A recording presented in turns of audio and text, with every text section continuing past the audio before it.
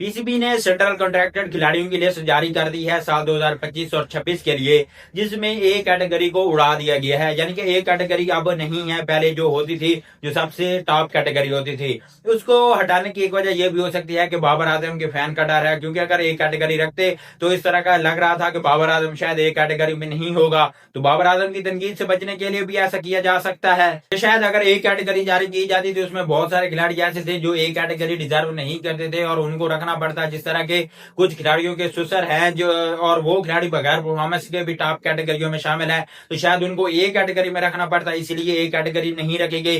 तो किस खिलाड़ी को कौन सी कैटेगरी दी गई है और किस खिलाड़ी को ड्रॉप किया गया है, किस खिलाड़ी को पहली मर्तबा सेंट्रल कॉन्ट्रैक्ट मिला है और किस खिलाड़ी की तरक्की हुई है, किसकी तंजली हुई है, पूरी डिटेल से बताऊंगा। उससे पहले छोटी सी रिक्वेस्ट, चैनल को सब्सक्राइब कर दें और वीडियो को भी लाइक कर दें। अगर सबसे पहले बात करें कैटेगरी ए बी की, क्योंकि ए कैटेगरी नहीं है, बी कैटेगरी की बात करें तो उसमें इब्रार अहमद, बाबर आजम, फखर जमान, हारिस रऊफ, हसन अली, मोहम्मद रिजवान, सैम अयूब, सलमान अली आगा, शदाब खान और शहनशाह अफरीदी, ये वो खिलाड़ी हैं जिनको बी कैटेगरी में शामिल किया गया है। इसमें कुछ खिलाड़ी ऐसे हैं जिनकी वो परफॉर्मेंसेज नहीं है कि उनको बी कैटेगरी में शामिल किया जाए, जिनमें पहला नाम हसन अली का आता है। अभी उसको कम बैक किए हुए 4 मैच पूरे नहीं हुए और उसको बी कैटेगरी दी गई है। अगर उसको सेंट्रल कॉन्ट्रैक्ट देना ही था, पहली तो बात यह है कि उसका सेंट्रल कॉन्ट्रैक्ट बनता ही नहीं था। उसने अभी तक कुछ ऐसे खास परफॉर्मेंस दिखाई ही नहीं जिसकी बिना पर उसको आइंदा साल का कॉन्ट्रैक्ट मिल जाए। और दूसरी बात ये थी कि अगर देना ही था तो उसको डी या फिर सी कैटेगरी में रखते, बी कैटेगरी के हिसाब से उसकी परफॉर्मेंसेज नहीं थी जो कि उसको बी कैटेगरी दी गई है। जबकि बी कैटेगरी में जो दूसरा नॉन डिजर्विंग खिलाड़ी है उसकी अगर बात की जाए तो वो शदाब खान है। शदाब खान को बी कैटेगरी तो मिल गई है, उसकी एक बड़ी वजह उसका ससुर हो सकता है क्योंकि वो आकिब जवेद और वो दोनों मिलकर क्रिकेट खेला करते थे। अगर शदाब खान की परफॉर्मेंसेज की बात करें तो पिछले 20 महीनों के अंदर उसने सिर्फ 20 मैचेस खेले हैं। इस जनवरी 2024 से लेकर अगस्त 2025 तक उसने सिर्फ 20 मैचेस खेले हैं। उन 20 मैचेस के अंदर उसकी सिर्फ 8 विकेटें हैं, पर मैच एक विकेट भी नहीं है, लेकिन उसके बावजूद उसको बी कैटेगरी मिल गई है। अगर इकॉनमी की बात करें तो 10 रन पर इकॉनमी है, तकरीबन 55 रन की एवरेज है। यानी कि T20 क्रिकेट के अंदर वो 55 रन देने के बाद एक विकेट हासिल करता है। इस तरह का वो बेकार किस्म का बॉलर है, लेकिन उसके बावजूद उसको बी कैटेगरी मिल गई है। अगर उसकी बैटिंग एवरेज की बात करें तो इन 20 मैचेस के अंदर उसके सिर्फ 230 रन हैं, जो कि लगभग कोई 15 रन की एवरेज बनती है, और स्ट्राइक रेट 140 का है, जबकि एवरेज सिर्फ और सिर्फ 15 रनों की है। तो अगर उसकी एवरेज की बात की जाए, चाहे बॉलिंग की बात की जाए या फिर बैटिंग की बात की जाए, तो वो एक इंतहाई नॉन डिजर्विंग खिलाड़ी है जो कि सेंट्रल कॉन्ट्रैक्ट की बी कैटेगरी में शामिल किया गया है। उसके बाद अगर सी कैटेगरी की बात करें तो सी कैटेगरी में अब्दुल्ला शफीक मौजूद है, फहीम अशरफ, हसन नवाज, मोहम्मद आरिस, मोहम्मद नवाज, नसीम शाह, नुमान अली, साहिबजादा फरहान, साजिद खान और सऊद शकील। इसमें 2 नाम ऐसे हैं जिनको बी कैटेगरी में होने चाहिए था, जिनमें साजिद खान और नुमान अली हैं, इनको बी कैटेगरी में होना चाहिए था जिस तरह की इन्होंने परफॉर्मेंसेस टेस्ट क्रिकेट में दिखाई हैं, जबकि इनको सी कैटेगरी में रखा गया है।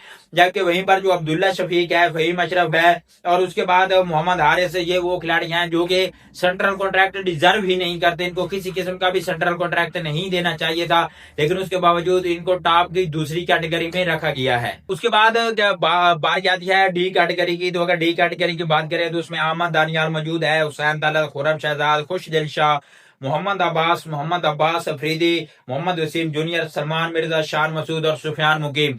इसमें भी कुछ ऐसे नाम हैं जो कि ऊपर वाली कैटेगरी में चांस डिजर्व करते थे, जिनमें एक सुफियान मुकीम है जो कि आजकल हमारा मेन स्पिनर का अपना वो किरदार जो रोल है वो इख्तियार कर चुका है, उसको कम से कम सी कैटेगरी में जरूर होना चाहिए था। उसके बाद जो दूसरा नाम आता है वो मोहम्मद अब्बास अफरीदी का है, वो एक बहुत ही कम से कम सी कैटेगरी जरूर डिजर्व करता था। जिस तरह की उसने पिछले 1-2 साल में परफॉर्मेंसेज दिखाई हैं, वो हमारे प्रीमियम फास्ट बॉलर और प्रीमियम ऑलराउंडर से कई गुना बेहतर है, पावर हिटिंग में भी और बॉलिंग में भी। लेकिन उसके बावजूद ना तो उसको टीम में सिलेक्ट किया जा रहा है और उसको ना ही उसकी कोई उसके टैलेंट के मुताबिक उसको जो है वो सेंट्रल कॉन्ट्रैक्ट की कैटेगरी दी जा रही है। पर कुछ खिलाड़ी ऐसे हैं जो कि सेंट्रल कॉन्ट्रैक्ट में होना डिजर्व करते थे, लेकिन उनको नहीं रखा गया, उनको ड्रॉप कर दिया गया सेंट्रल कॉन्ट्रैक्ट की लिस्ट में। उनमें से कामरान गुलाम और मीर हमजा 2 ऐसे नाम हैं जिनके साथ बहुत बड़ी ज्यादती हुई है। कामरान गुलाम, पहली तो बात यह है कि वो हमारे ओडीआई और टेस्ट का परमानेंट मेंबर जरूर होना चाहिए, जिस तरह की उसने डोमेस्टिक में और फिर जब उसको इंटरनेशनल में चांस मिला है उसने परफॉर्मेंसेस दिखाई हैं, तो उसका कम से कम सी कैटेगरी में होना जरूर बनता था और वो हमारी टेस्ट और ओडीआई का परमानेंट मेंबर बन सकता है अगर उसको चांस दिया जाए। और टेस्ट का तो हमारा वो ऑलरेडी परमानेंट मेंबर है, बाबर आजम को ड्रॉप करके उसको चांस दिया गया था। उसने बाबर आजम की अदम मौजूदगी में अपने डेब्यू मैच के अंदर 100 रन भी बनाया था, लेकिन उसके बावजूद उसको बाद में ड्रॉप ओडीआई से भी ड्रॉप कर दिया गया। अब सेंट्रल कॉन्ट्रैक्ट वाली लिस्ट से भी ड्रॉप कर दिया गया है। मीर हमजा जो कि हमारी टेस्ट टीम का परमानेंट मेंबर है, टेस्ट टीम के अंदर वो हमारा अब शहनशाह अफरीदी और नसीम शाह की अदम मौजूदगी के बाद वो हमारे मेन बॉलर वाला शक्ल इख्तियार कर चुका है, लेकिन उसके बावजूद उसको भी ड्रॉप कर दिया गया है। वहीं पर 3 खिलाड़ी और ऐसे हैं जो कि अपने टैलेंट के हिसाब से सेंट्रल कॉन्ट्रैक्ट में होना डिजर्व करते थे। आमिर जमाल जिसने ऑस्ट्रेलिया के खिलाफ बड़ी अच्छी परफॉर्मेंसेस दिखाई थी, वहां पर रन भी बड़े दलेरी से बनाए थे और विकेट भी निकाली थी। उसके बाद जो 2 बाकी नाम आते हैं, इरफान खान नियाजी जिसको पाकिस्तान शाहीन का कैप्टन भी बनाया गया है, लेकिन उसके बावजूद उसको सेंट्रल कॉन्ट्रैक्ट में नहीं रखा गया। मोहम्मद हारिस जैसे खिलाड़ी सेंट्रल कॉन्ट्रैक्ट लिस्ट में मौजूद हैं, जबकि इरफान खान नियाजी और हसीबुल्ला जैसे खिलाड़ी मौजूद नहीं है। मोहम्मद हारिस जो कि ना तो टीम में होना डिजर्व करता है और ना ही सेंट्रल कॉन्ट्रैक्ट में होना, लेकिन उसको दोनों जगह पर बरकरार रखा गया है क्योंकि उसकी सोशल मीडिया के ऊपर हाइप बहुत ज्यादा है। जबकि हसीबुल्ला जो है उसकी सोशल मीडिया के ऊपर इतनी हाइप नहीं है, इरफान खान नियाजी की इतनी हाइप नहीं है, आमिर जमाल को कोई पूछने वाला नहीं है। तो यही वजह है कि उनको सेंट्रल कॉन्ट्रैक्ट से भी ड्रॉप कर दिया गया है।